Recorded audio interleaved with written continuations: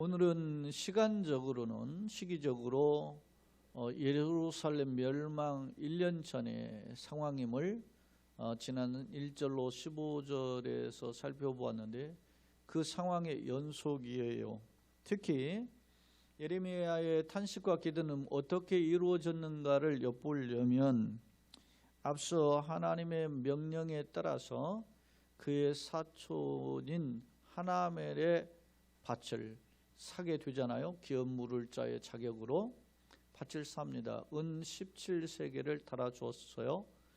은 10세겔은 당시 고급 직종의 1년 품삯이었다라고 보면 17세겔은 꽤 상당한 가격으로 밭을 삽니다.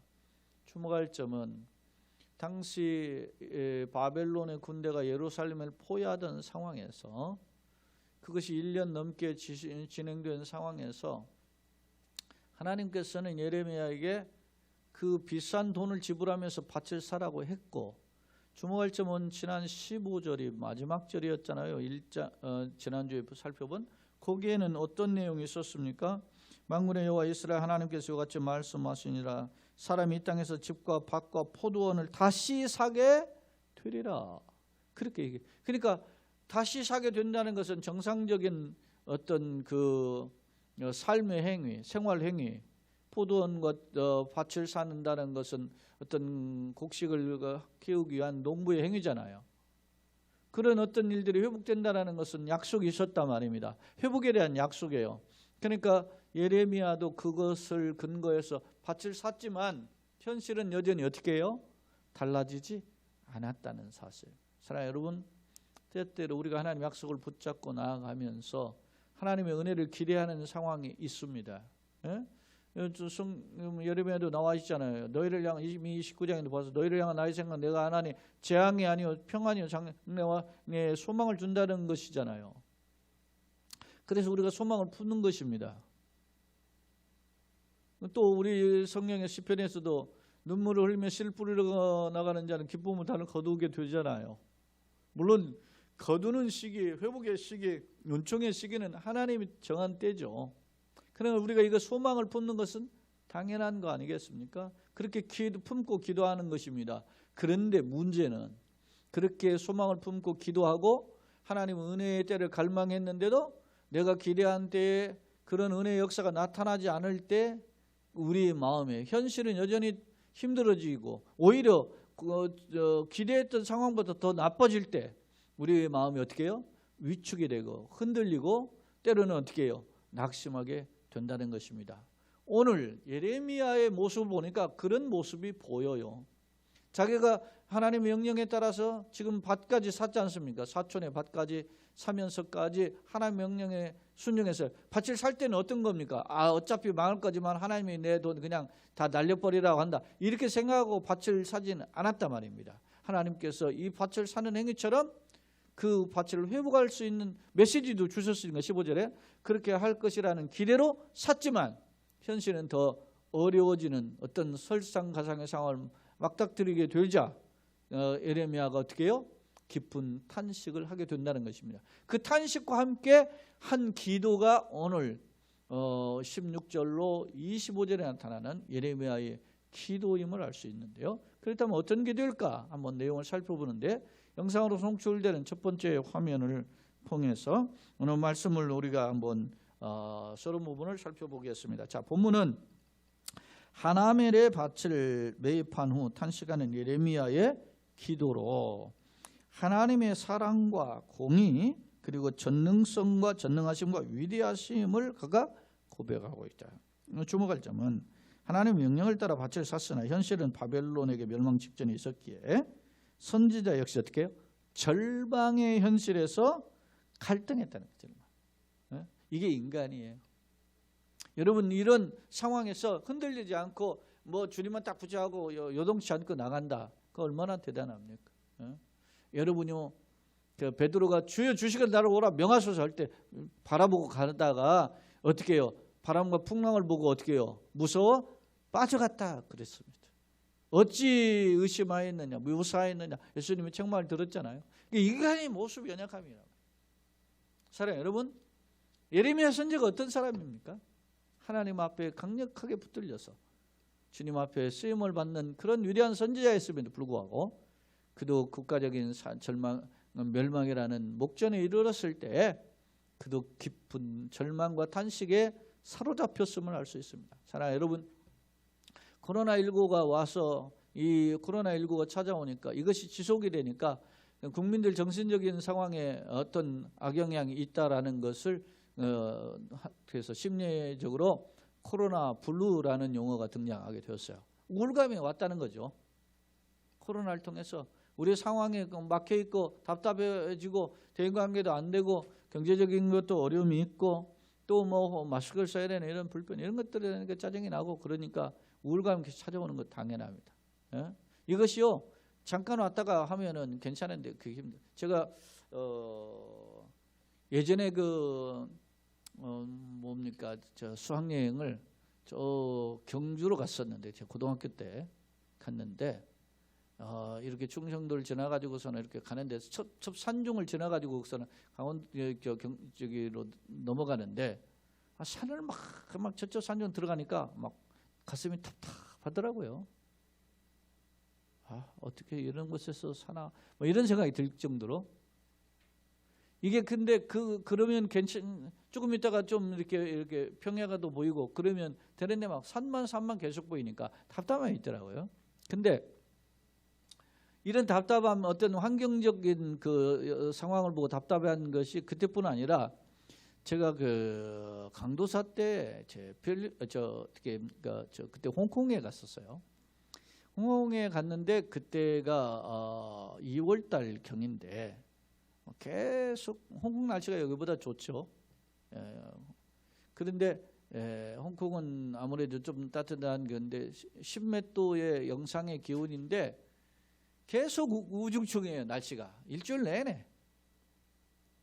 그러니까 막 사람이 짜증이 나더라고요. 그러니까 여러분 그러니까 사람은 환경적 지배를 받는 동물이에요. 응? 어떤 예를 들어서 비가 오면 우울하고 새디해진 그런 심정이 있고 햇빛이 오면 흥이 나고 말이죠. 이런 것이 인간의 모습이거든요. 이런 기후적인 영향도 어떤 지형적인 영향도 자기에게 그걸 주는데 아니 국가적인 상황에서 멸망이 직전하고 적군이 쳐들어가지고 사방이 포위되고 이제 절망적인 상황인데 하나님께서는 약속하셨는데 이루어지는 것은 보이지 않고 오히려 현실은 절망적으로 보일 때 얼마나 힘들겠습니까? 예레미야의 그런 탄식에 그랬던 갈등의 모습이 보여요. 오늘 그 탄식의 표현이 있어요. 슬프도소이다 그런 표현을 해요. 그런 상황 속에서 그러면 이 갈등하는 이 예레미야가 그렇다면 역경 중에서 다시 일어나고 소망을 붙잡은 것은 뭘까? 일어설 수 있는 비결이 있었을 거 아닙니까? 예레미야도 그렇게 선지자 하다가 절망적인 상황이 오니까 선지자를 포기하더라. 이건 아니잖아요. 그러면 예레미야가 다시 일어설 수 있었던 옥두기처럼 일어서는 비결이 있는데 그 비결이 뭐냐? 오늘 예레미야의 기도를 통해서 엿볼 수 있단 말입니다. 그렇다면 한번 말씀을 한번 구체적으로 성경 본문을 통해서 살펴보고자 합니다. 16절 내가 매매 증서를 네리야 아들 바룩에게 이제 자기 이제 비서와 같은 동역자죠. 그렇게 해서 넘겨준 뒤 이게 이제 매매 증서가 하나는 인봉한 게 있고 인봉하지 않은 게 있는데 인봉한 것은 이제 원본이라면 인봉하지 않은 것은 사본과 같은 건데 그래서 인봉한 것은 보관하고 인봉하지 않은 것은 이제 공개적으로 해서 매매 증서를 사람들에게 공개하는 그런 건데 그것을 이제 자기가 사촌의 밭을 산 것을 이제 공개적으로 사람들 앞에서 했단 말입니다. 그렇게 하고 이제 넘겨준 뒤에 하나님께 기도했어요. 뭐라고 기도하는지 보세요. 17절 슬프도소이다. 이 슬프도소이다는 1장에서도 나왔어요. 근데 이게 아하흐라고 하는 히브리어인데 이 그대로 그게 뭐냐면 그대로 아우 그런 소리예요. 그러니까 이게 탄식의 소리예요. 오호라 뭐 우리 옛날 우리 조선시대 쪽으로 그 시대 표현하면 오라 그런 뜻이고 슬프다 이런 탄식의 소리입니다. 이게 그런 것입니다. 일종의 탄식이죠. 하나님 앞에 하나님 하면서 아주 탄식하는 거죠. 이게 그런 표현이에요. 주 여호와여, 주께서 큰 능력과 펴신 팔로, 큰 능력과 펴신 팔, 그런 펴신 팔이라는 주권의 능력이 강력하게 활동하는 걸 보여주죠. 천지를 지으셨사오니, 그러니까 하나님의 주권성 그리고 하나님의 창조성, 이걸 강조해요. 주에게는 할 수 없는 일이 없으십니다. 이중부정은 강한 긍정이죠. 그러니까 할 수 있는 일이 없다는 것은 모든 걸 다 할 수 있다. 능치 못함이 없다. 전지전능하시다. 뭐 하는 모든 것을 알고 모든 것이 가능하다. 전능하신 분입니다. 이런 표현입니다. 그러면서 뭐라고 하는지 한번 보세요. 주는 은혜를 천만인에게 베푸시며, 은혜를 출애굽기 20장과 신명기 6장의 근거에 보면 그 십계명에 대한 말씀을 거듭 반복하고 있는데, 주님은 은혜를 어디까지 보여요? 천대 베풀다. 10절은 수천대 베푸신다 그러잖아요. 은혜를 천만인에게 베푸시. 이게 천만인에게 은혜를 베푸신다는 말은 은혜가 풍성하신 하나님이십니다 라고 하는 점을 강조합니다. 반대로 아버지의 죄악을 그 후손에게 갚아요. 갚되 어떻게 해요? 3, 4대 갚죠. 십계명 근거에 보면 그렇게 갚으시오니 크고 능력이 있으시나, 이 말은 생과 사와 화와 복의 주인이시다, 주관자시다, 통치자시다, 이런 말씀을 했어요. 크고 능력이 있으신 하나님이시다 라고 하는 것을 강조해요. 이 말은 하나님의 절대 주권을 인정한 고백이죠. 그러면서 19절, 주는 책략에 크시며, 이 책략에 크시다라고 하는 이 표현은 어떤 면에서 보면은 계략 이런 것이죠. 계획 이런 것인데, 이런 계획이 크고 측량하기 어려운 거죠. 크시며 하는 일에 능하시며, 책략은 크시고 하는 일은 능하시고 인류의 모든 길을 보여 주목을 다 살피시는 거죠. 세밀히 불꽃 같은 눈동자 지키시며 살펴보시는 분이죠. 그리고 그의 길과 그의 행위의 열매대로 보여 복은 심은 대로 거두게 하신다. 소위 인과응보와 같은, 그러니까 모든 것을 하나님의 앞에서 행하게 되는 거죠. 하나님 피해서는 이루어지는 일 하나도 없다라는 것입니다. 자, 그런데 여기에서 우리가 하나 볼 수 있는 것은, 지금 계속 18절 19절 뭐 계속 이야기하는 것은 결국 무엇입니까? 하나님의 풍성한 사랑과 동시에 하나님의 공의에 근거한 심판, 그리고 이러한 모든 것은 누구의 손에 달려 있어요? 하나님의 절대 주권의 능력, 하나님의 손에 달려 있다라고 하는 점입니다. 주목할 점, 이런 사랑과 공의가 그런데 어떻게 해요? 균형을 이루지만 그러나 좀 더 은혜가 어떻게 해요? 은혜가 천만인에게 베푸시잖아요. 그래서 이 은혜라는 단위는, 천만인에게 베푸시는 은혜를 이 히브리 성경에서는 헤세드로 표현해요. 여러 번 이야기했죠. 헤세드라는 단어는 언약에 근거한 하나님의 큰 풍성한 크신 사랑을 강조할 때 이 헤세드라는 단어를 사용했다라는 점입니다. 바로 그런 부분을 지금 일종의 이제 노래하는 거지, 고백하는 거죠. 하나님 어떤 분이시는가, 자기 신앙 고백이래요. 우리가 기도할 때 하나님 노그른 분부에 낳고 자는 저희를 살피시며 은혜를 베푸시되 독생자를 주니까 사랑하시는 하나님, 이렇게 고백하잖아요. 이게 하나님에 대한 표현인데 우리의 신앙 고백이죠. 이게 신앙을 담은 고백적 표현이란 말입니다. 그냥 입에 발린 표현이 아니라 내가 그것을 정말 고백합니다. 정말 나 같은 죄인 살리시는 하나님 감사합니다. 모든 만왕의 왕조 만주의 통치자이신 하나님이 이런 억만죄 우리 건지시기 위해서 독생자를 땅에 보내주신 하나님 너무 감사합니다. 그 사랑 너무 감사합니다. 그럼에도 불구하고 우리가 그 사랑을 놓치고 외면에 갈등하며 세상 속에 살아갔던 어리석고 추함 냄새난 걸 회개합니다. 그러면 고백하면서 주의 나를 지금도 그 독생자를 주님께 사랑하신 그 하나님의 사랑으로 나를 불쌍히 여겨 주옵소서. 이렇게 기도하는 거잖아요. 자, 이런 예레미야의 고백을 엿볼 수 있죠. 그러면서 그의 길과 그의 행위의 열매대로 봉한다. 심은 대로 거두게 하시는 하나님입니다. 그러면서 20절, 이제 역사 속에서 하나님의 절대 주권과 능력으로 역사 속에서 이스라엘 백성 간섭하신 역사를 상기하면서 이렇게 베푸신 하나님임을 고백해요. 자, 봅시다. 역사 속에 주께서 애굽 땅에서 표적과 기사를 행하셨고 그 10가지 재앙 특별히 있잖아요. 그걸 통해서 이스라엘 백성을 내 백성을 보내라 해서 출애굽시키고 그리고 홍해를 가르치고 그런 역사를 보여주셨죠. 그래서 애굽 땅에서 표적과 기사를 행하셨고 또 오늘까지도 지금 현재까지도 출애굽이 여러분 기원전 1446년에 출애굽이 시작이 되었고 광야 40년을 거쳐서 이제 1406년에 가나안 땅에 입성하거든요.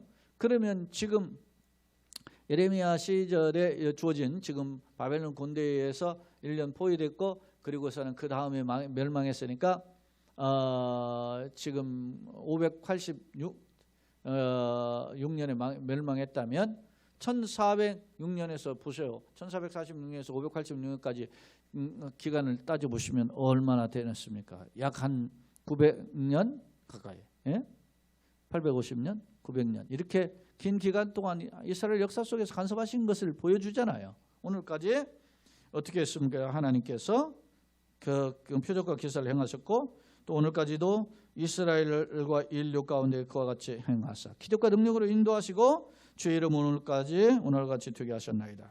주께서 표적과 기사의 강한 손과 표심팔 이것은 강력한 주권의 능력을 상징한다. 아까도 말씀드렸어요. 그 다음에 큰 두려움으로 주의 백성 이스라엘을 애굽 땅에서 인도하여 내시고 놀라운 하나님의 역사를 보여주시는데 당대 세계 최강의 국가인 애굽이 섬기는 신들을 차라리 하나들씩 다 하죠. 예를 들어서 피제양은 말이에요. 물의 신인데 말이에요. 물을 못 먹게 만들어 버리는 거 아니겠어요?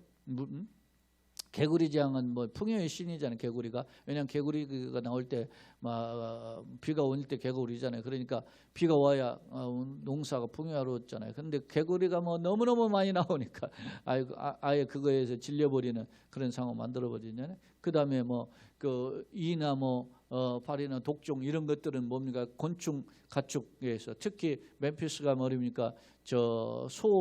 황소와 같은 소잖아요. 뭐 소가 우상 아닙니까? 가축의 힘. 근데 그걸 독종으로서 쓸모없게 만들어 버리고 그런 거를 하고 그 다음에 흑암은 소위 말해 애굽의 최고의 신 태양신 아닙니까? 태양신을 어둡게 만들어 버리고 마지막으로 생명의 주관자인 장자를 침으로써 하나님이 모든 만물의 주인임을 보여주시는 게 그 표적과 기사가 10가지 재앙이 그게 하나님의 능력 아니겠습니까? 그걸 보여주셨단 말입니다.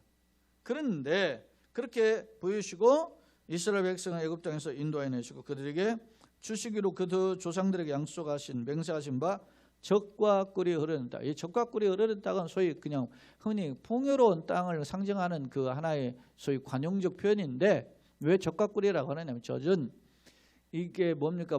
양을 치는 목동 유목민들 사이에서는 젖이 중요한 거잖아요. 양의 젖을 통해서 우유를 생산하잖아요. 그다음 꿀은 뭐냐면은 아주 달콤하고 좋은 것을 얻을 때 꿀을 찍어 먹잖아요. 이스라엘 백성들이 식빵에 꿀 찍어 먹거든요. 그러니까 적과 꿀은 가장 소중한 그리고 풍요로운 이것을 상징하는 표현이에요. 관용적 표현이지만은 그래서 혹자는 그래서 뭐 젖은 양에서 얻은 거니까 목축업이고 꿀은 식물에서 얻는 거니까 뭐 농업을 상징한다. 그래서 뭐 이렇게 표현하기도 하는데 어찌됐든 하나님의 풍요로운 땅으로 이끌어 주셨어요. 그리고 실제로 이스라엘 땅에 들어가 보면 그 갈멜산 부근에서부터 쭉 펼쳐진 평야가 이스루엘이라고 하는 평야인데요. 그 이스라엘에 대한 평야는 그 이스라엘이라는 단어가 뭐냐면은 이게 흩뿌리다 그런 뜻이에요. 그러니까 씨를 그냥 흩어서 던져 뿌리기만 하면 또 그냥 나는 거예요. 우리는 뭐 갈고 멀 필요가 없어요. 그냥 뭐 그래 고랑을 해서 뭐 거기에다 뭐 쪼라는 씨를 뿌리고 뭐 이렇게 하잖아요. 그렇게 할 필요 그냥 씨를 뿌리면도 뭐 너무 풍성하게 자라니까. 그런 정도로 비옥한 땅이 이스라엘의 적과 꿀이 흐르는 땅이다. 그렇게 표현되어 있단 말입니다. 그런 땅에 들어가서 그들에게 약속의 땅을 그들에게 주셨으므로 조상이 맹세하신 대로 그들이 들어가서 이를 차지하였거늘. 23절에 주의 목소리를 그런데 차지했지만 주의 목소리를 어떻게 해요? 순종하지 아니하고. 세 번 표현인데요. 순종하지 아니했고 주의 율법을 어떻게 해요? 해서 행하지 아니하였고 무릇 주께서 행하라 명령하신 일을 행하지 아니하였으므로. 세 번 순종하지 아니하고 행하지 아니하고 행하지 아니했다. 이게 뭐예요? 전부 다 하나님의 말씀을 거역했다는 말씀. 그래서 여러분이 하나님과 관계에서는 말씀으로 되어진다는 것은요, 언약적인 그 약속 속에는 뭐가 있느냐면 인격적 관계가 맺어지고 있는 거예요. 그렇죠? 꼭 어떻게 보면 매를 들어야만 하고 그렇습니까? 그래도 안 들었으니까 이스라엘 백성이 하나님과의 인격적인 언약 말씀을 통해서 맺어진 계약을 이행하지 않은 이스라엘 백성들의 그런 어떤 패역한 모습을 대변해 주고 있어요. 여기서 보면 주의 목소리를 순종하지 않았다. 그 다음 주의 율법을 행하지 않았다. 그 다음 주께서 행하라 명령하신 일을 행하지 않았다. 전부 다 그 말씀에 대한 불순종이잖아요. 하나님 뜻과는 반대되는 길을 걸었으므로 그래서 결국에는 주님께서 이 모든 재앙을 그들에게 내리셨다. 이 모든 재앙이 뭐겠어요? 지금 당면하는 것은 뭐죠? 바벨론 군대가 에워싸가지고 지금 해수로 3년이 제 에워싸다가 멸망하거든요. 이게 또 세 번째 포로예요. 이미 1차 포로, 2차 포로가 있었고 그리고 2차 포로가 있은 지 11년 차에 멸망하는데 2차 포로가 된 지 9년 차에 쳐들어와가지고 그리고 11년 차에 멸망하게 돼요. 보셔서 자 24절 이 성을 빼앗으려고 만든 참호가 이 성에 이르렀고 그래서 지금 바벨론 군대가 쳐들어와가지고 그 참호로 파고 하는 게 여러분 생각해 보세요. 쳐들어와서 바로 함락시키지 않고 이스라엘이 꽤 강력하게 저항을 한 거예요. 성에서 이 예루살렘 성이 자체가 요새 아닙니까? 언덕 위에 있고 그리고 예루살렘 주변이 어떻게 해요? 산돌로 뒤집어져 있어요. 그러니까 예루살렘 성 자체 안에 산과 산이 이어져 있으니까 그 안에는 계곡이 있겠죠. 그러니까 거기를 군사들이 내려왔다 계곡에서 다시 올라와야 되니까 얼마나 힘들겠어요. 그런 천연 요새예요, 예루살렘 자체가.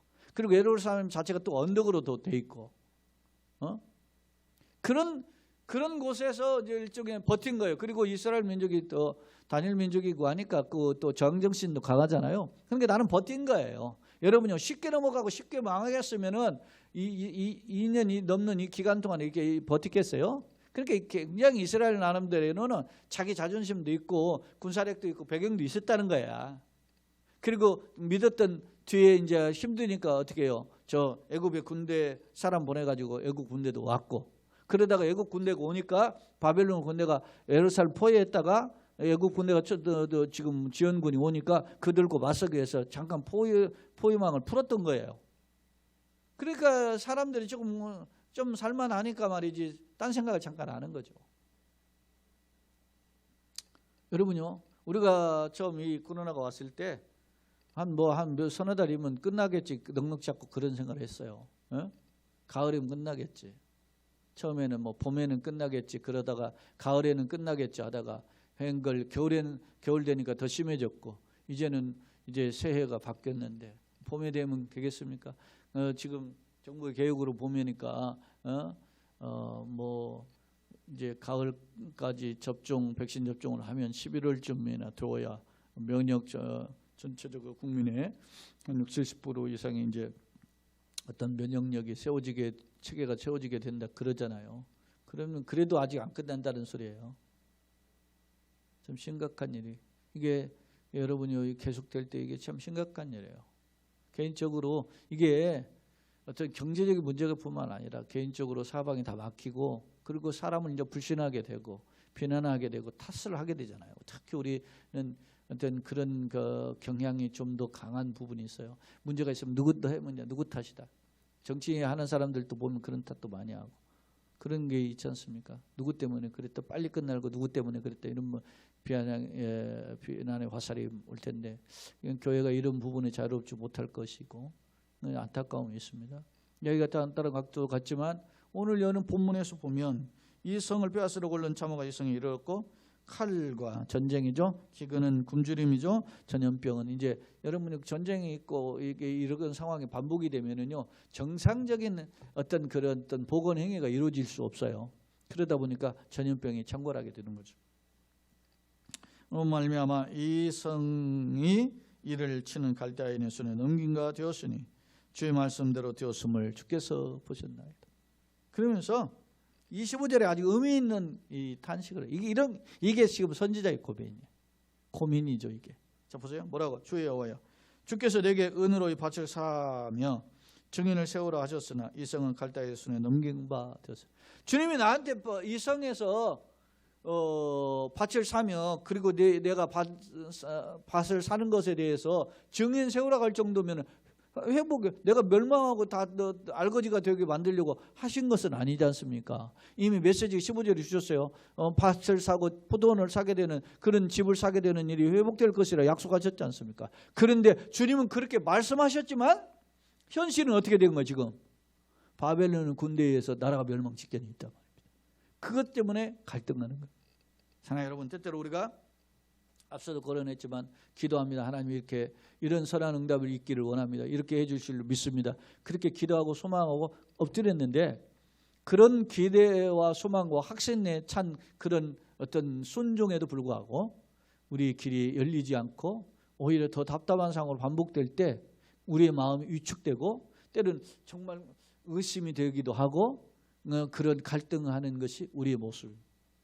바로 이럴 때 다시 일어설 수 있었던 비결은 뭐냐? 전 문장이 좀 도치되어 있지만 이렇게 생각해 보세요. 25절을 맨 16절 기도하기 전에 슬포도소 이 탄식 같이 놓고 본다면 이런 슬포도소이다. 주님이 나한테 회복을 위해서 약속하셔서 내가 돈을 들여서 밭을 샀었지 않습니까? 그런데 이런 상황이 계속되고 있습니다. 슬픕니다.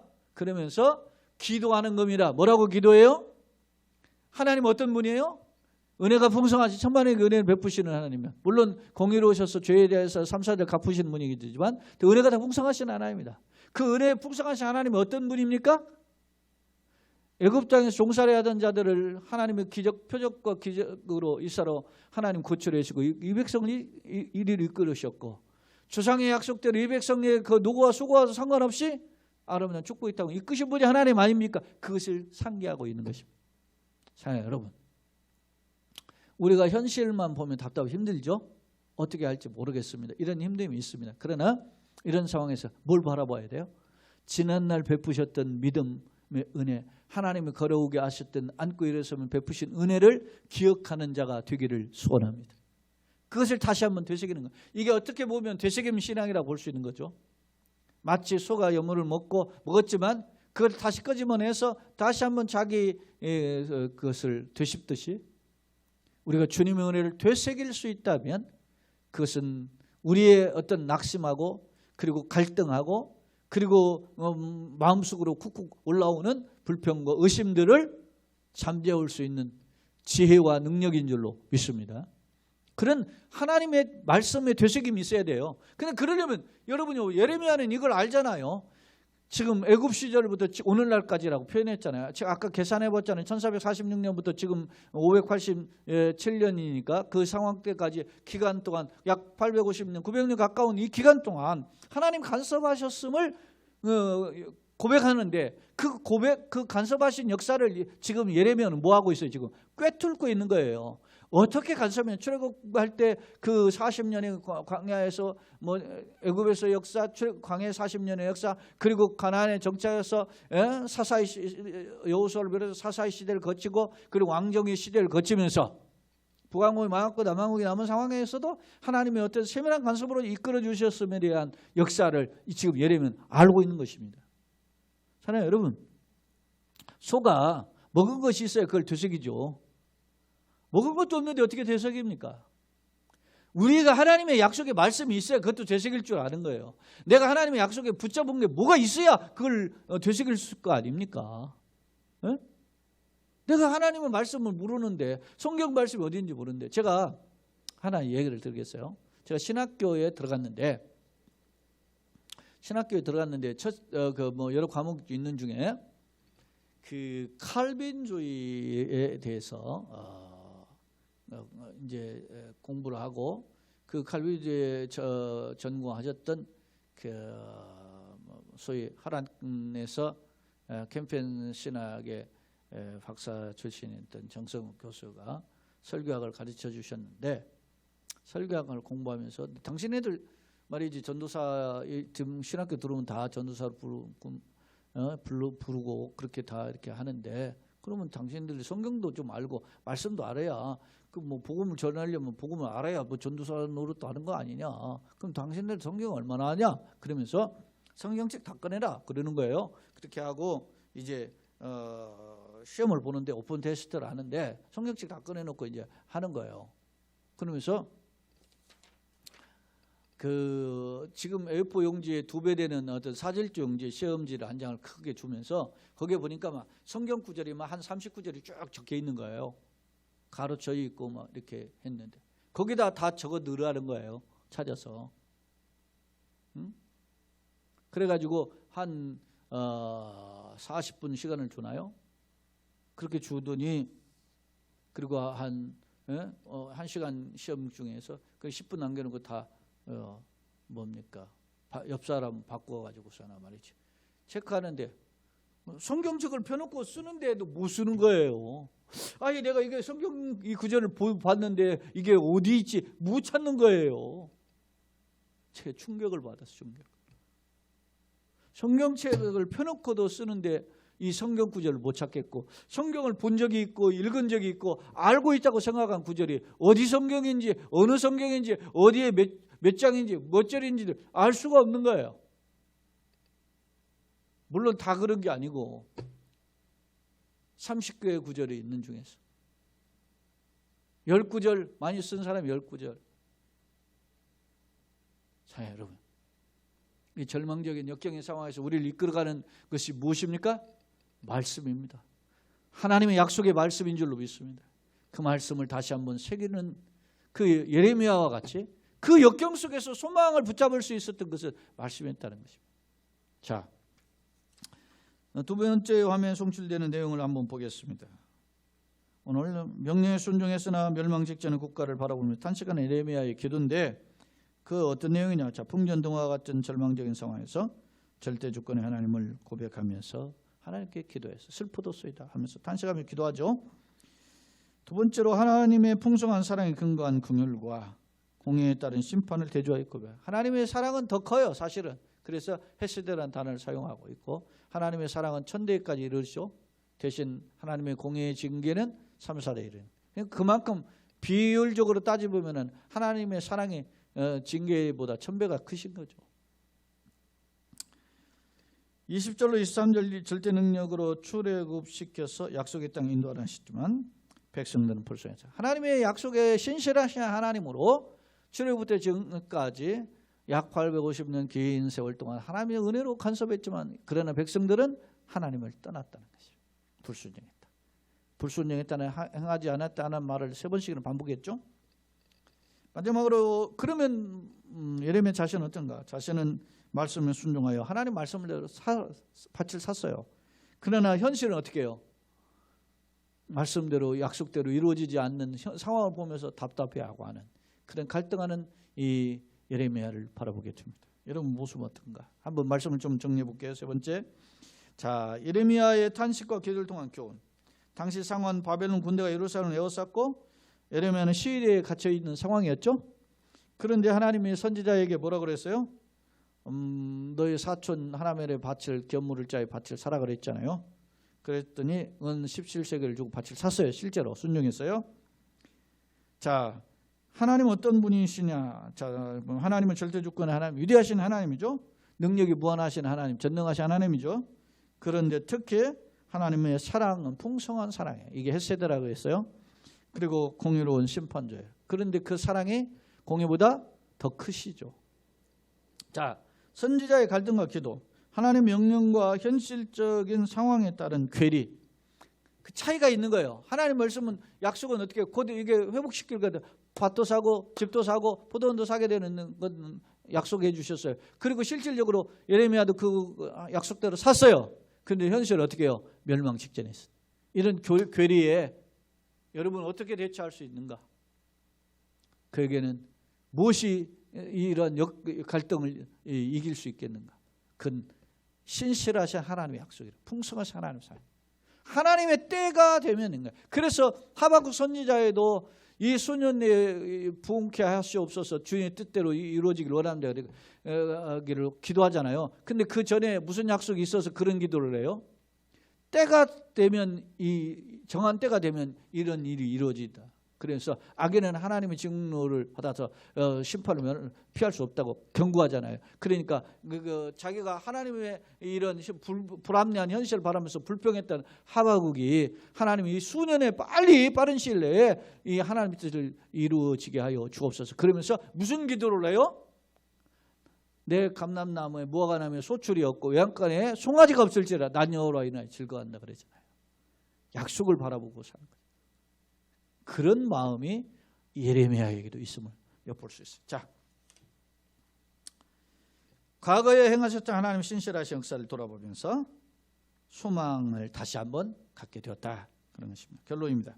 본문은 예레미야가 하나님의 명령을 따라 사촌이 하나님의 밭을 샀으나 자신은 여전히 시위대 뜰에 갇혔고 예루살렘은 바벨론 군대에 의해 포위된 상황에서 갈등하며 간구한 기도이다. 정념에 희망이 보이지 않음에도 희망의 행위를 해야만 했던 선지자의 고뇌에 찬 심정이 잘 내포되어 있다. 그렇다. 현실은 절망 그 자체였으나 그럼에도 역사 속에서 나타났던 하나님의 주권과 풍성한 은혜를 다시 기억하고 어떻게 해요? 엎드렸던 거예요. 하나님의 말씀을 슬퍼졌어요. 탄식하면서 하나님 그 자비를 구한 거죠. 최근 우리의 상황을 돌아보면 역경의 연속이죠. 특히 우리 한국교회는 사면초입니다. 앞서도 이야기했잖아요. 지긋지긋하다 이렇게 교회다. 또 교회냐 이런 표현해야 된다. 이젠 지긋 이렇게 표현하니까 우리가 얼마나 전전긍긍합니까? 그럼 우리가 어떻게 해야 되는? 이 절망적인 상황에서 언약의 신실하신 하나님께 첫째 어떻게 엎드려 회개해야 돼. 그리고 주님의 자비의 궁예를 붙잡고 그님 앞에 엎드려서 주의 은혜를 회복하는 우리 자신과 우리 교회와 그리고 한국 교회 이 땅에 그리스도인 되기를 예수님의 이름으로 축원합니다. 아멘.